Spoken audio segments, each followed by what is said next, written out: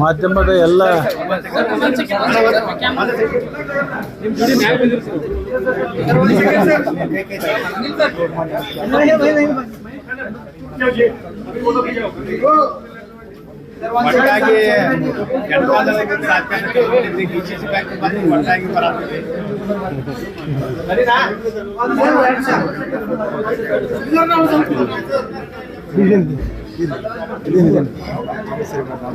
Okay ಓಕೆನಾ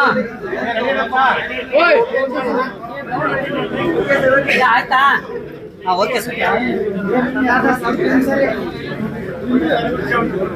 ಎಲ್ಲ ಮಾಧ್ಯಮದ ಸ್ನೇಹಿತರಿಗೆ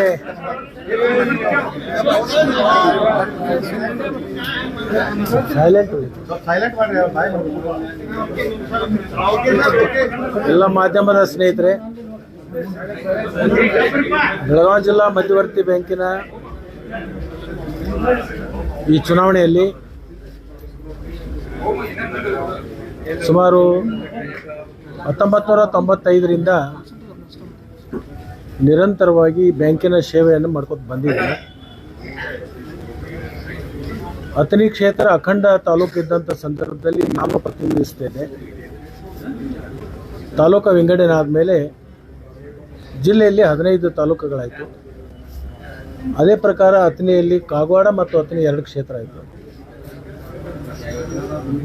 1995ರಲ್ಲಿ ನನ್ನನ್ನು ಜಿಲ್ಲಾ ಮಧ್ಯವರ್ತಿ ಬ್ಯಾಂಕಿಗೆ ಕಳಿಸ್ಲಿಕ್ಕೆ ಒಂದು ಶಕ್ತಿಯಾಗಿ ನಿಂತಿರ್ತಕ್ಕಂಥ ರಾಜು ಕಾಗೆ ಅವರು ಅವತ್ತು ರಾಜಕಾರಣದಲ್ಲಿ ಇರಲಿಲ್ಲ, ವ್ಯಾಪಾರ ಉದ್ಯೋಗ ಮಾಡ್ತಾಯಿದ್ರು. ಅವತ್ತಿನ ದಿವಸ ನನ್ನನ್ನು ಈ ಜಿಲ್ಲಾ ಮಧ್ಯವರ್ತಿ ಬ್ಯಾಂಕಿಗೆ ನಿರ್ದೇಶಕನ ಮಾಡತಕ್ಕಂಥ ಸಂದರ್ಭದಲ್ಲಿ ಸಿಂಹಪಾಲವನ್ನು ರಾಜು ಕಾಗೆ ಅವರು ಪಡ್ಕೊಂಡಿದ್ದರು.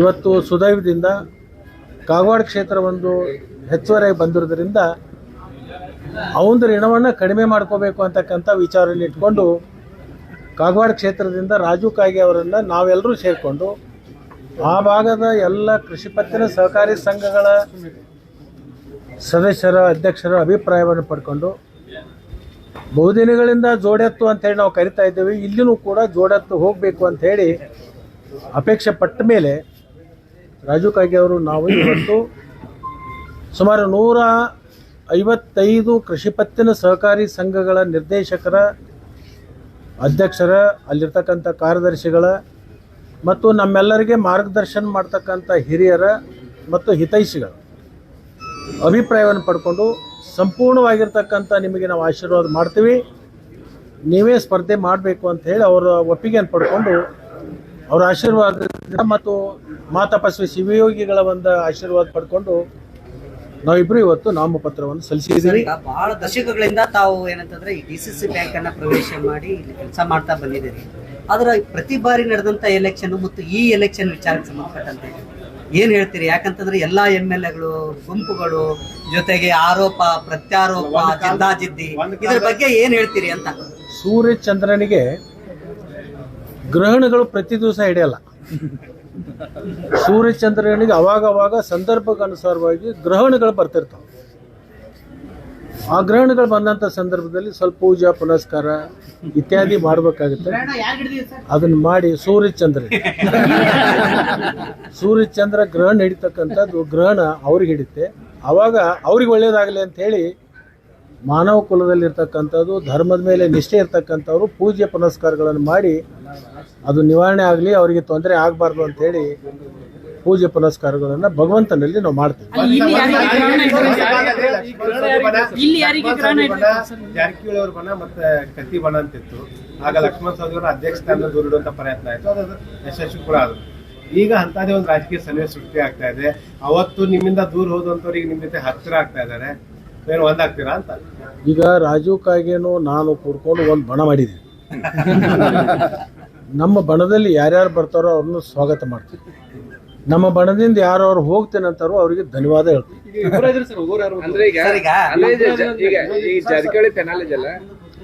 ನಾಟಿಗೆ ಸಸಿ ನಟ್ಟು ಮುಂದೆ ಒಂದೇ ಇರುತ್ತೆ, ಸ್ವಲ್ಪ ದೊಡ್ಡಾದ್ಮೇಲೆ ಎಲೆ ಕಾಯಿ ಹೂ ಎಲ್ಲವೂ ಬರ್ಲಿಕ್ಕೆ ಶುರು ಆಗ್ತಾವೆ. ಅಧ್ಯಕ್ಷರಾಗಬೇಕಾದ್ರೆ 9 ಸ್ಥಾನ ಬೇಕು ಸರ್. 9 ಆಗುತ್ತೋ 11 ಆಗುತ್ತೋ 15 ಆಗುತ್ತೋ ಅದ್ಮೇಲೆ ಕುಂತ ಆಟ ಆಡಿಸ್ತಾನೆ. ನಾವೆಲ್ಲರೂ ಗೊಂಬೆಗಳು, ಸರ್ ಈಗ ಆಟ ಆಡಿಸೋ ಮೇಲೆ ಒಬ್ಬಿದ್ದಾನೆ, ನಾವೆಲ್ಲ ಗೊಂಬೆಗಳು, ಗೊಂಬೆಯಾಗಿ ನಾವು ಆಟ ಆಡ್ತೀವಿ. ನಿಮ್ಮ ಪಡೆನೇ ಅಧಿಕಾರ ಹಿಡಿತೇವೆ ಸರ್. ಈ ಸಲ ಡಿಸಿಸಿ ಬ್ಯಾಂಕ್ ಅಧ್ಯಕ್ಷ ಉಪಾಧ್ಯಕ್ಷರಲ್ಲಿ ಜೋಡೆತ್ತುಗಳು ನಿರ್ಣಾಯಕರಾಗ್ತಿರಂತ ಸಮಯ ಉತ್ತರ ಕೊಡುತ್ತೆ. ಸಮಯಾನುಸಾರವಾಗಿ ಅವೆಲ್ಲ ಕಾಲ ಸರ್ ನಿರ್ಣಯ. ಈಗ ಸರ್ ತಾವು ಅಧ್ಯಕ್ಷರಾದ ಆಕಾಂಕ್ಷಿ ಇಲ್ಲ ಸರ್. ಇವತ್ತಿನ ತನಕನೂ ಇಲ್ಲ, ಮುಂದೂ ಇಲ್ಲ. ನಾನು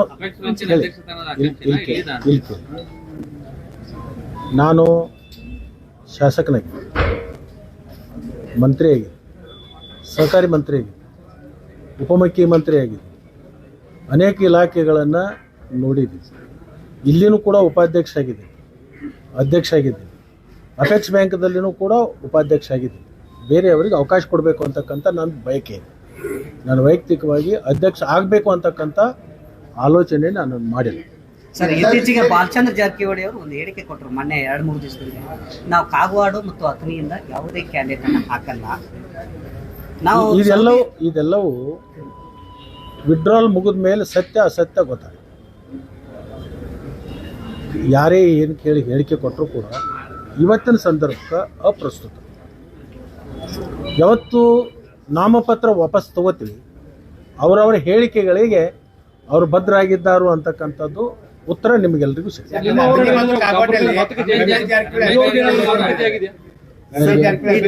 ಮಾತುಕತೆ ಆಗಿದೆ ಸರ್. ಏನಾದ್ರು ನೀವು ಅಲ್ಲಿ ಅಂದ್ರೆ ಅಥಣಿಗೆ ನಾವು ಕ್ಯಾಂಡಿಡೇಟ್ ಹಾಕಲ್ಲ, ನೀವು ಪ್ರಚಾರಕ್ಕೆ ಬರಬಾರ್ದು. ಈಗ ನನ್ನ ಪ್ರಶ್ನೆ ಕೇಳೋದಕ್ಕಿಂತಲೂ ನೀವೆಲ್ಲರೂ ಜಾಣರು, ನೀವು ಅತ್ಯಂತ ಬುದ್ಧಿವಂತರು ನಮ್ಗಿಂತಲೂ ಮಾಧ್ಯಮದ.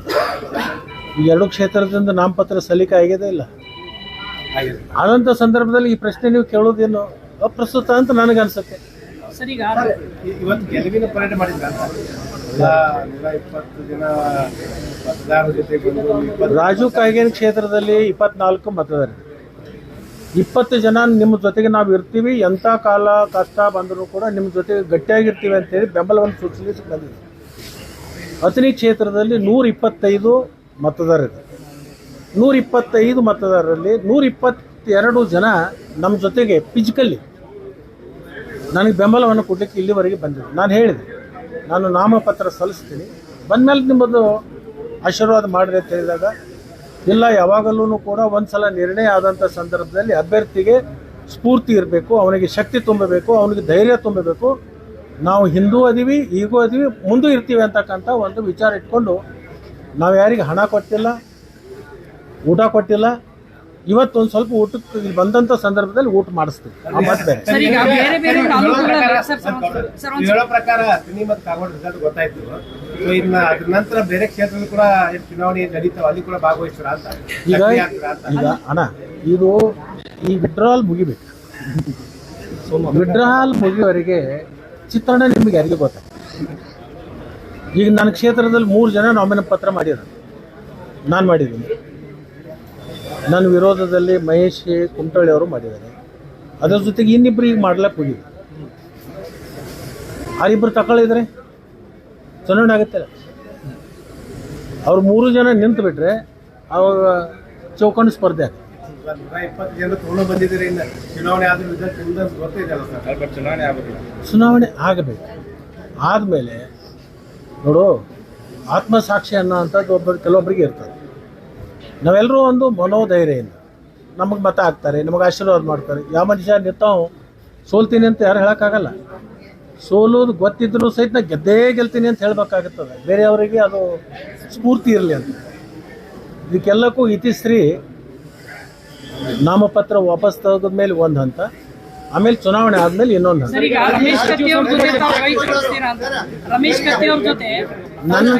ನನ್ನ ಜೊತೆ ಎಲ್ಲರೂ ಸ್ನೇಹಿತರಿದ್ದಾರೆ. ಈ ಬ್ಯಾಂಕಿನಲ್ಲಿ ಇರ್ತಕ್ಕಂಥ ಎಲ್ಲ ನಿರ್ದೇಶಕರು ನನ್ನ ಜೊತೆಗೆ ಅತ್ಯಂತ ಪ್ರೀತಿ ವಿಶ್ವಾಸದಿಂದ ಇದ್ದಾರೆ. ನಾನು ಅಧ್ಯಕ್ಷನಾದಂಥ ಸಂದರ್ಭದಲ್ಲಿ ಎಲ್ಲ ನಿರ್ದೇಶಕರು ಬೇರೆ ಬೇರೆ ಗುಂಪಿನಲ್ಲಿ ಇರ್ಬೋದು, ಇವತ್ತಿಗೂ ಹೇಳ್ತಾರೆ, ಲಕ್ಷ್ಮಣ ಸವದಿ ಅವರು ಇದ್ದಂಥ ಸಂದರ್ಭದಲ್ಲಿ ನಮ್ಮನ್ನೆಲ್ಲರೂ ಕೂಡ ಭಾಳ ಚೆನ್ನಾಗಿ ನೋಡಿಕೊಂಡ್ರು, ಗೌರವದಿಂದ ನೋಡಿಕೊಂಡ್ರು ಅಂತ ಮಾತಿದೆಯಲ್ಲ, ಅದು ನನಗೆ ತೃಪ್ತಿ ಇದೆ.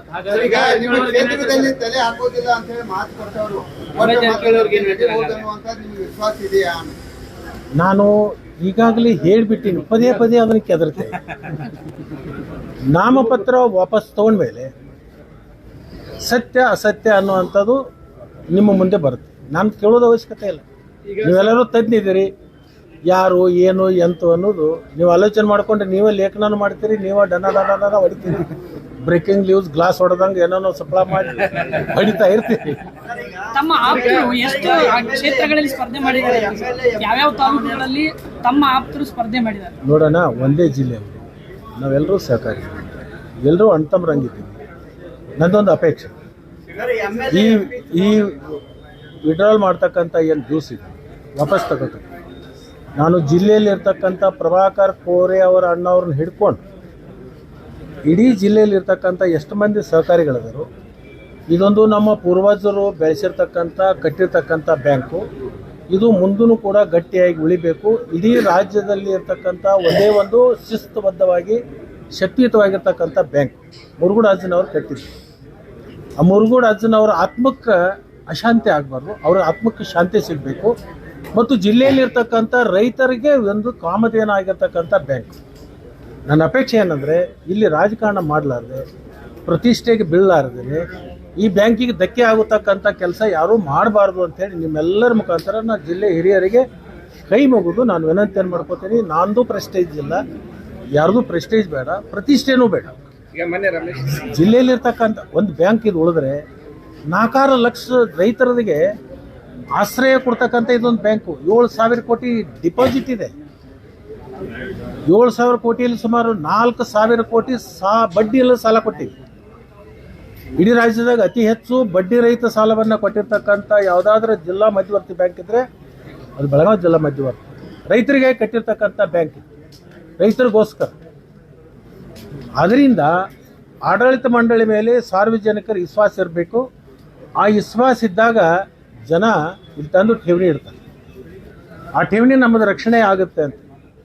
ಆ ವಿಶ್ವಾಸ ಕಳ್ಕೊಳ್ತಕ್ಕಂಥದ್ದು ಯಾರೂ ಮಾಡಬಾರ್ದು. ವಿಶ್ವಾಸ ಗಳಿಸುವಂಥ ಕೆಲಸ ನಾವೆಲ್ಲರೂ ಕೂಡಿ ಮಾಡಲಿ ಅನ್ನೋಂಥ ಒಂದು ಸದ್ಬುದ್ಧಿಯನ್ನು ಮುರುಗೋಡು ಅಜ್ಜ ಎಲ್ಲರಿಗೆ ಕೂಡಲಿ ಅಂತ ಹೇಳಿ ನಾನು ಕೈ ಮುಗಿದು ನಾನು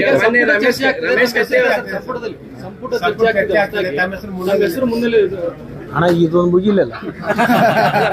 ಸ್ಟೆಪ್ ಬೈ ಸ್ಟೆಪ್ ಹೋಗೋಣ. ರಮೇಶ್ ಕತ್ತಿ ನಾಮಿನೇಷನ್ ಮಾಡಕ್ ಬಂದಾಗ ನಾವು ಲಕ್ಷ್ಮಣ ಸವದಿ ಅವ್ರ ಜೊತೆ ಮಾತಾಡ್ತೀನಿ ಅಂತಂದ್ರೆ ಏನ್ ಮಾತಾಡಿದ್ರ?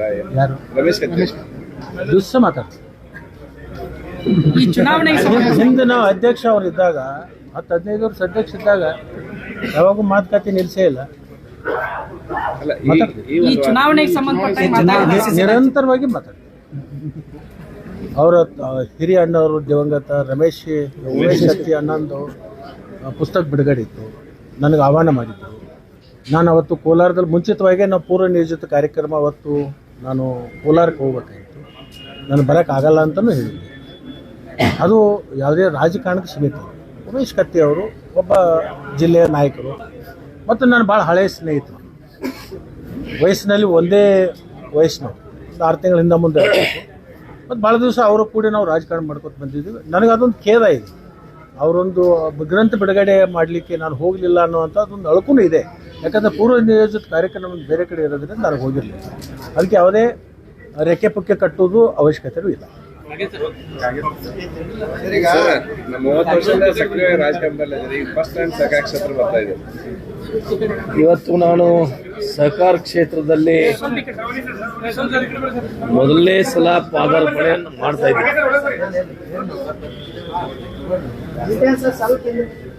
ಇವತ್ತು ನಾನು ಮತ್ತು ಲಕ್ಷ್ಮಣ ಸವದಿಯವರು ಜಿಲ್ಲಾ ಮಧ್ಯವರ್ತಿ ಬ್ಯಾಂಕ್ ಚುನಾವಣೆಗೆ ನಾನು ಕಾಗವಾಡದಿಂದ ಅವರು ಅತ್ನಿಯಿಂದ ನಾಮಪತ್ರವನ್ನು ಸಲ್ಲಿಸಿದೆ. ನಾನು ಮೊದಲನೇ ಬಾರಿಗೆ ಸಹಕಾರ ಕ್ಷೇತ್ರದಲ್ಲಿ ಪಾದಾರ್ಪಣೆಯನ್ನು ಮಾಡ್ತಾ ಇದ್ದೀನಿ. ನಾನು ಪಂಚಾಯತಿ ಸದಸ್ಯ, ಮೊದಲ ಪಂಚಾಯತಿ ಸದಸ್ಯನಾಗಿ, ಜಿಲ್ಲಾ ಪಂಚಾಯತಿ ಸದಸ್ಯನಾಗಿ 5 ಬಾರಿ ಶಾಸಕನಾಗಿ ಕೆಲಸ ಮಾಡಿದ್ದೀನಿ. ಆದರೆ ನನಗೆ ಈ ಸಹಕಾರ ಕ್ಷೇತ್ರ ಹೊಸದು. ಯಾಕೆ ನಾವು ಬಂದಿರಕ್ಕಿಲ್ಲ ಅಂದರೆ 30 ವಯಸ್ಸು ತಾಲೂಕಾ ಒಂದೇ ಇರೋದ್ರಿಂದ ಅಲ್ಲಿ ಪ್ರತಿ ಸಲ ಲಕ್ಷ್ಮಣ ಸವದಿಯವರು ಅಲ್ಲಿ ಜಿಲ್ಲಾ ಮಧ್ಯವರ್ತಿ ಬ್ಯಾಂಕ್ಗೆ ನಿರ್ದೇಶಕರಾಗಿ ಅವರನ್ನೇ ನಾವೆಲ್ಲ ಕಳಿಸ್ತಾ ಇದ್ದೀವಿ. ಅದು ನಾವು ಹೋಗಬೇಕು ಅನ್ನೋಂಥ ಪ್ರಶ್ನೆನೇ ಆ ಸಂದರ್ಭದಲ್ಲಿ ಉದ್ಭವ ಆಗಿರಕ್ಕಿಲ್ಲ. ನಾವೆಲ್ಲ ಒಂದೇ ಕುಟುಂಬದ ಸದಸ್ಯರಾಗಿ ಇರುವುದರಿಂದ ನಾನು ನಿಲ್ಲೋ ಪ್ರಶ್ನೆನೇ ಬಂದಿರಕ್ಕಿಲ್ಲ. ಈ ಸಲ ಕಾಗವಾಡ ಹೊಸ ತಾಲೂಕು ಆಗೋದ್ರಿಂದ ಇವತ್ತು ಚುನಾವಣೆ ಅಲ್ಲಿ ಒಂದು ಇಡೀ ಜಿಲ್ಲೆಯಲ್ಲಿ ಕಾಗವಾಡ, ನಿಪ್ಪಾಣಿ, ಮೂಡಲಗಿ, ಯರಗಟ್ಟಿ, ಕಿತ್ತೂರು ಈ ಹೊಸ ತಾಲೂಕು ಆಗೋದ್ರಿಂದ ಅಲ್ಲಿಯೂ ಪ್ರತಿನಿಧಿಗಳ ಜಿಲ್ಲಾ ಮಧ್ಯವರ್ತಿ ಬ್ಯಾಂಕಿಗೆ ಹೊಸವಾಗಿ ಆರಿಸ್ಕೊಡ್ಬೇಕು ಅಂತ ಸರ್ಕಾರ ನೋಟಿಫಿಕೇಶನ್ನಿಂದ ನನಗೆ ಒಂದು ಅವಕಾಶ ಸಿಕ್ಕುವುದರಿಂದ ಎಲ್ಲರ ಒಂದು ಮನಸ್ಸನ್ನು ಒಲಿಸಿ ಎಲ್ಲರೂ ಅಭಿಪ್ರಾಯವನ್ನು ಕೇಳ್ಕೊಂಡು ನಾನು ಸ್ಪರ್ಧೆಯನ್ನು ಮಾಡ್ತಾ ಇದ್ದೇನೆ. ಇವತ್ತು ಎಲ್ಲರ ಆಶೀರ್ವಾದ, ಎಲ್ಲರ ಬಯಕೆಯಂತೆ ನಾವು ಬಂದಿದ್ದೀವಿ. ಇವತ್ತು ಸ್ಪರ್ಧೆಗೆ ನಾವು ನಾಮಪತ್ರವನ್ನು ಸಲ್ಲಿಸಿದ್ದೀವಿ. ಇನ್ನು ಈಗ ತಾನೇ ಲಕ್ಷ್ಮಣ ಸವದಿಯವರು ಹೇಳ್ತಾರೆ ವಿಡ್ರಾಲ್ ಆಗೋ ಮಟ್ಟ ಏನು ಮಾತಾಡ್ಲಿಕ್ಕೆ ಬರಲ್ಲ. ಅಲ್ಲಿ ವಿಡ್ರಾಲ್ ಆದ ನಂತರ ಮುಂದಿನ ಚಿತ್ರಣವನ್ನು ನಾವು ಹೇಳಲಿಕ್ಕೆ ಬಯಸ್ತೀವಿ. ಸರ್, ಈಗ ಉಮೇಶ್ ಕತ್ತಿ ಅವರು ನೀವು ಭಾಳ ದೋಸ್ತಿ ಚಲೋ ಐತಿ ಸರ್ ನಿಮ್ದು. ಅವ್ರು ತಮ್ಮ ಕೂಡ ಇಲೆಕ್ಷನ್ ನಿಂತಿದ್ದಾರೆ ರಮೇಶ್ ಕತ್ತಿ ಅವರು. ಈ ಸಾಹೇಬ್ರು ಹೇಳಿದಂಗೆ ನಮ್ಮ ಗುಂಪು ಇದೆ, ಕರ್ಕೋತೀರಾ ಅಂತ ನಿಮ್ಗೆ ರಮೇಶ್ ಕತ್ತಿ ನೋಡ್ರಿ, ಇಲ್ಲಿ ಪ್ರಶ್ನೆ ಗುಂಪಾಗಾರಿಗೆ ಬರೋದಲ್ಲ. ನಾವು ಯಾವ ಗುಂಪದಾಗೂ ಇಲ್ಲ ಅಂತ ಲಕ್ಷ್ಮೀ ಸಹೋದರರು ಹೇಳಿದ್ರು. ನಾವು ಎಲ್ಲಿಯೂ ಯಾರಿಗೂ ಪರಾನೂ ಇಲ್ಲ, ವಿರೋಧನೂ ಇಲ್ಲ. ಆ ಪರವಾಗಿ ಮೊದಲೇ ಹಿಡ್ಕೊಂಡು ಬಂದಿದ್ದೀವಿ. ಇನ್ನು ಮುಂದೆ ಹಂಗೆ ಹೋಗ್ತೀವಿ. ನೋಡೋಣ, ಕಾಲ ಸಮಯ ನೋಡ್ರಿ. ಇವತ್ತು ನಾವು ಏನೂ ಹೇಳೋಕ್ಕಾಗೋದಿಲ್ಲ. ಇವತ್ತಿದ್ದ ದಿವಸ ನಾಳೆ ಇರಲ್ಲ. ರಾಜಕಾರಣ ಇದು. ರಾಜಕಾರಣದಲ್ಲಿ ಯಾರು ಯಾವಾಗ ಮಿತ್ರರಾಗ್ತಾರೋ, ಯಾವಾಗ ಯಾರು ಬೇರೆಗಳಾಗ್ತಾರೋ ಹೇಳಕ್ಕೆ ಬರೋದಿಲ್ಲ. ಯಾವಾಗ ಏನೂ ಮಾಡಲಿಕ್ಕೆ ಆಗೋದಿಲ್ಲ. ಇವತ್ತಿನ ದಿವಸ ನಾವೇನು ಹೇಳಕ್ಕೆ ಬರೋಲ್ಲ. ನಮ್ಮ ಪತ್ರ ಸಲ್ಲಿಸಿದ್ದೀವಿ, ಕಾದು ನೋಡೋಣ. Thank you. ಅಂತ ಕೇಳ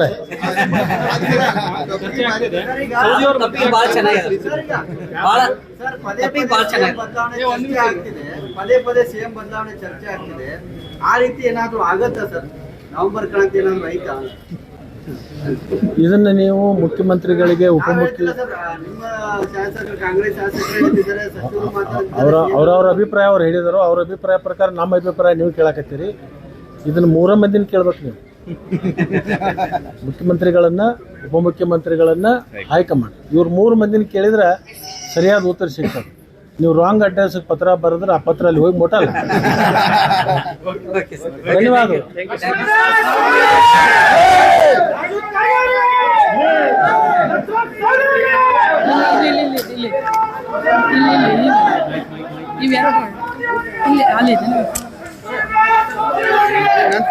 ಅಗ್ನ್ಯಾಗ ಬರ್ತದೆ.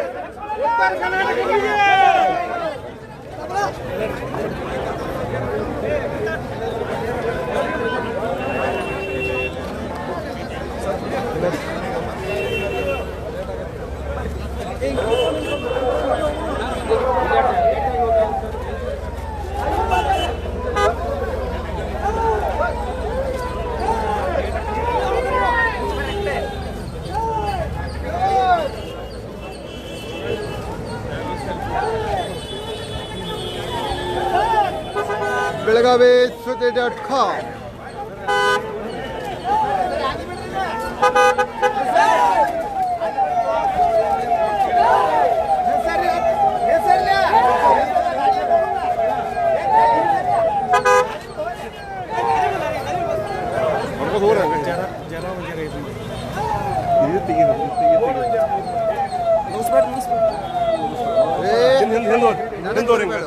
ಸೈಡ್ ಸೇರ್ಲ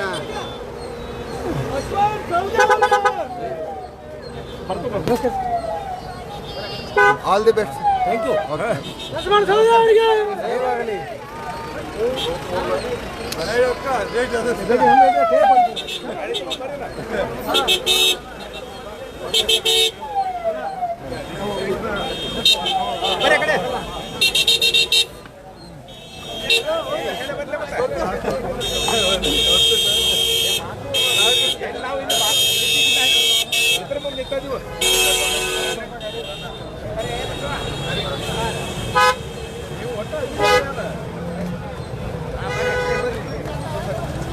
ಬೆಳಗಾವಿ ಸುದ್ದಿ.com. ನಮಸ್ಕಾರ.